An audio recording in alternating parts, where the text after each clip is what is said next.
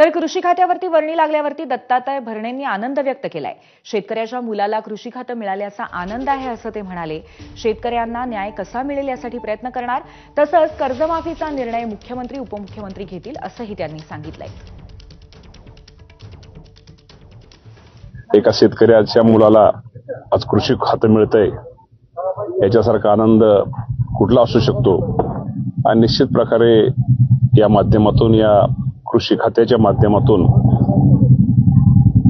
या राज्यातील शेतकऱ्यांना न्याय कसा मिळेल, या शेतकऱ्यांच्या शेतामध्ये नाविन्यपूर्ण शेतीचे उपक्रम कसे राबवता येईल यावर माझा भविष्यामध्ये भर राहणार आहे। कर्जमाफीचा जो विषय आहे त्या बाबतीमध्ये कुठला जो विषय असेल, या राज्याचे मुख्यमंत्री देवेंद्र फडणवीस, एकनाथ शिंदे साहेब, अजितदादा पवार साहेब ही मंडळी योग्य ते निर्णय घेतील।